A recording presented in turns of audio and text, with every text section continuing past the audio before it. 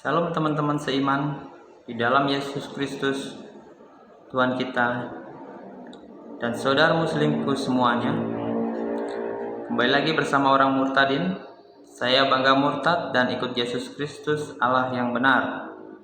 Seperti yang tertulis di Alkitab 1 Yohanes 5 ayat 20. Akan tetapi kita tahu bahwa anak Allah telah datang dan telah mengaruniakan pengertian kepada kita, supaya kita mengenal yang benar dan kita ada di dalam yang benar.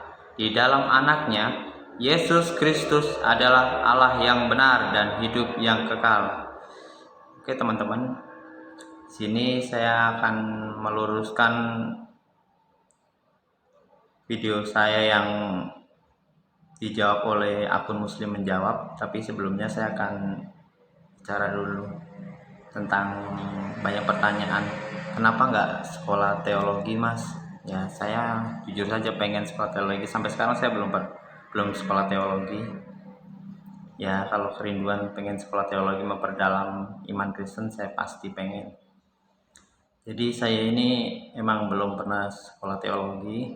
Saya belajar Alkitab, membaca Alkitab, dan belajar sama para pendeta, para apologet Kristen seperti Joshua Teu, Ezra Soru, yang lain-lain lah. Pokoknya para apologet Kristen. Saya banyak menyerap dari ajaran beliau. Ya, mungkin lebih-lebih saya berterima kasih lah pada Pak Joshua Teu karena saya di sana saya jemaatnya dan saya banyak belajar juga dengan beliau. Saya berterima kasih karena beliau iman saya menjadi dewasa untuk mengenal Yesus Kristus. Oke, di sini saya mau menjawab kesalahpahaman akun Muslim Menjawab ya, yang mengatakan bahwa omongan saya ini nggak jelas tentang pernikahan dengan istri saya. Di sini saya jelaskan bahwa akun Muslim Menjawab berkata, menggoreng-goreng opini lah, saya nikah beda agama, terus perkataan saya itu tidak jelas. Maksudnya tidak jelas itu, kamu itu sebenarnya udah nikah beda agama, bilang aja beda agama. Kalau beda agama, gereja kamu kena begini gitu tuh. Bisa ditonton lah videonya di akun Muslim Menjawab, dan bisa ditonton juga video saya di bawah ini, di deskripsi nanti ada di situ, tinggal lihat aja. Ya, pesan saya jangan goreng-goreng opini ya yang tidak saya ucapkan di video itu. Mungkin saya ingatkan akun Muslim Menjawab bahwa memang di negara ini gereja ataupun negara ini tidak mungkin lah menikahkan orang yang beda agama, karena ada undang-undangnya pasti, ya kan, pasti mereka taat lah. Kalau mereka menyalahgunakan ya pasti kena juga. Yang kedua, saya tidak pernah bicara tentang pernikahan di video itu, tapi video itu digoreng sama Anda bahwa saya nikah beda agama lah, inilah itulah. Saya klarifikasi, saya menikahi istri saya setelah saya dibaptis. Di video itu juga jelas saya mengucapkan saya waktu itu masih pacaran 5 bulan.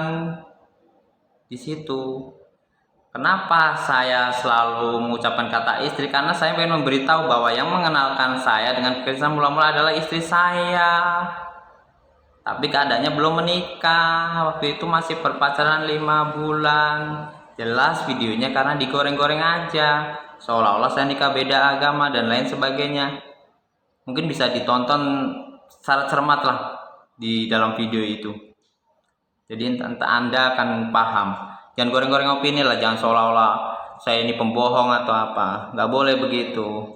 Itu malah merusak citra diri Anda.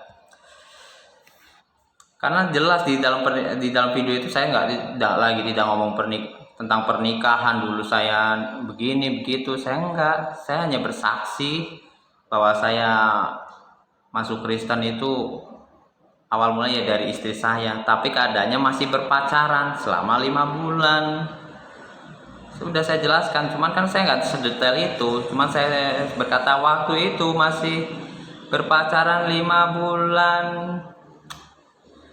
Jangan dipelintir-pelintir lah videonya sama Anda ini. Lagi tentang Allah Subhanahu wa Ta'ala. Anda bikin seolah-olah video itu untuk mengadu domba, untuk memancing kemarahan orang Islam.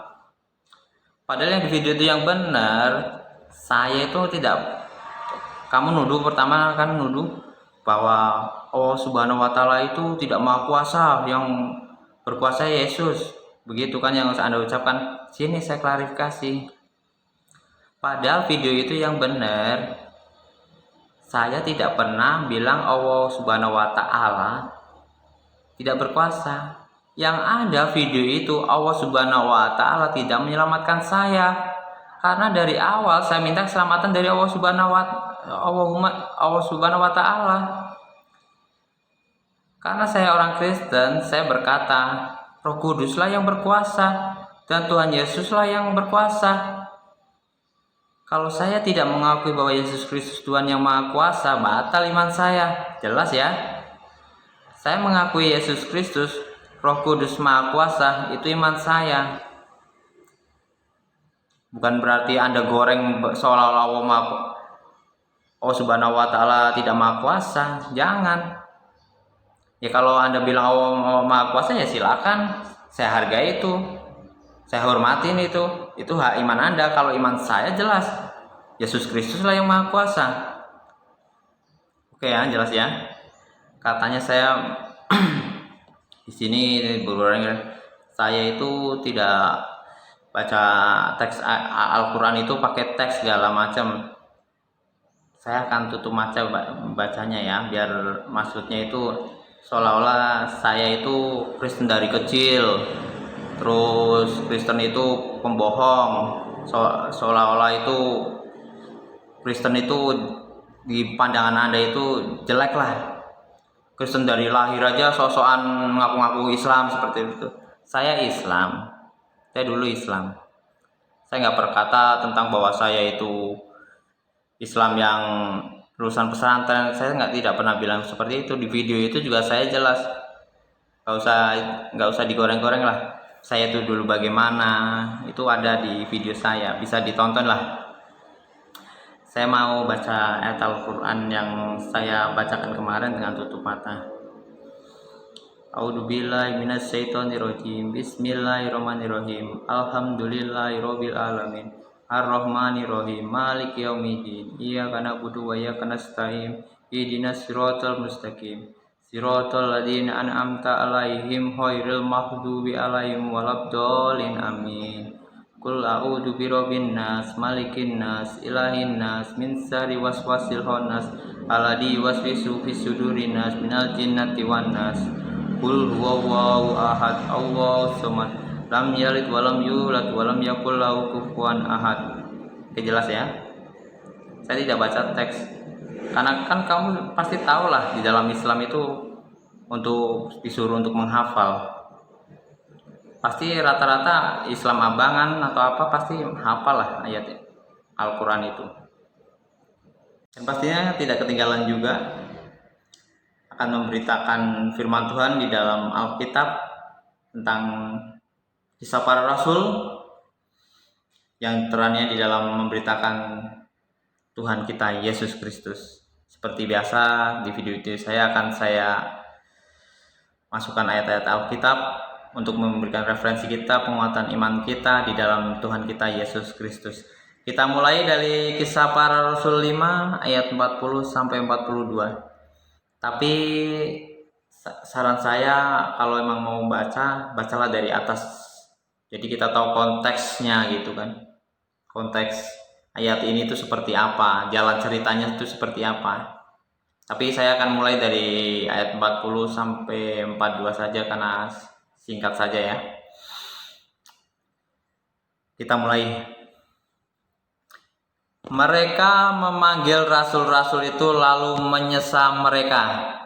Mungkin saya akan gunakan kalimat per kalimat ya. Mereka memanggil rasul itu lalu menyesa mereka. Apa itu menyesa? Langsung saya jelaskan aja kalimat per kalimat ya. Penyesaan mungkin bisa dibilang itu ya pemukulan, penganiayaan yang dianggap hina lah. Mungkin bisa dicarilah arti dari menyesa itu apa. Dan melarang mereka mengajar dalam nama Yesus Sudah itu mereka dilepaskan, lepaskan dari mahkamah agama. Rasul-rasul itu meninggalkan sidang mahkamah agama dengan gembira karena mereka telah dianggap layak menderita penghinaan oleh karena nama Yesus. Di ayat ini walaupun menderita sengsara, para rasul masih tetap gembira oleh karena memberitakan nama Yesus. Sungguh luar biasa ya iman para rasul kita, dan kita harus melanjutkan itu. Walaupun keadaan kita diteror segala macam, kita tak henti-hentinya lah memberitakan kebenaran itu. Mungkin saya juga ya adalah teror-teror seperti itu, tapi kita harus tetap percaya bahwa Tuhan kita selalu ada di dalam kita, selalu menolong kita lah. Hidup bagi Kristus, mati adalah keuntungan, betul kan? Oke, kita mau lanjutkan lagi. Dan di setiap hari mereka melanjutkan pengajaran mereka di bait Allah dan rumah-rumah orang. Di sini walaupun keadaan menderita penganiayaan, di sini ditulis bahwa Rasul tidak kapok memberitakan nama Yesus. Jadi kita nggak boleh kapok ya untuk memberitakan Yesus dan memberitakan Injil tentang Yesus yang adalah Mesias. Nah, di sini poinnya. Pertanyaannya, siapakah Mesias itu? Yang dijelaskan dalam kisah para rasul ini, Injil tentang Yesus yang adalah Mesias. Kita buka kitab Alkitab juga, karena referensi kita Alkitab. Siapakah Mesias itu? Sehingga para rasul itu giat memberitakan walaupun menderita penganiayaan dan hinaan. Kita buka Roma 9 ayat 5. Mereka adalah keturunan bapak-bapak leluhur, maksudnya Abraham, Ishak, Yakub, dan lain sebagainya lah, yang menurunkan Mesias dalam keadaannya sebagai manusia. Nah, disinilah siapakah Mesias akan terlihat. Yang di atas segala sesuatu. Manusia di atas segala sesuatu itu bukan manusia biasa lah. Di sini tertulis, Ia adalah Allah yang harus dipuji sampai selama-lamanya. Amin. Siapakah Mesias itu? Kesimpulannya di sini, Mesias adalah Allah yang harus dipuji sampai selama-lamanya. Amin. Kita patut bangga dan terus, karena pendahulu kita juga merasakan seperti itu, teror, ancaman seperti itu dalam memberitakan kebenaran. Marilah kita kawan-kawan seiman di dalam Tuhan kita Yesus Kristus, kita jangan usah takut karena kita memberitakan kebenaran. Oke, kita mari bersatu, jangan ribut sesama tubuh Kristus, jangan pernah saling maki di dalam tubuh Kristus, tapi kita bersatu untuk memberitakan kebenaran bahwa Yesus itu Tuhan kita, bahwa Yesus itu juru selamat satu-satunya, tidak dua, tidak tiga, tidak empat, hanya Yesus jalan kebenaran dan hidup. Tidak seorang pun datang kepada Bapa di surga kalau tidak melalui Yesus. Itu Yesus sendiri yang berkata. Oke, kita beritakan Injil. Mari kita sama-sama teman-teman yang pemberita Injil, yang orang-orang yang hebat, janganlah saling serang antar tubuh Kristus, tapi kita bersama-sama memberitakan Injil biar semua orang mendengar bahwa Yesus adalah Tuhan, bahwa Yesuslah juru selamat kita. Amin. Mungkin itu saja dari saya. Tuhan Yesus memberkati. Tuhan Yesus selalu ada di dalam diri kita. Amin.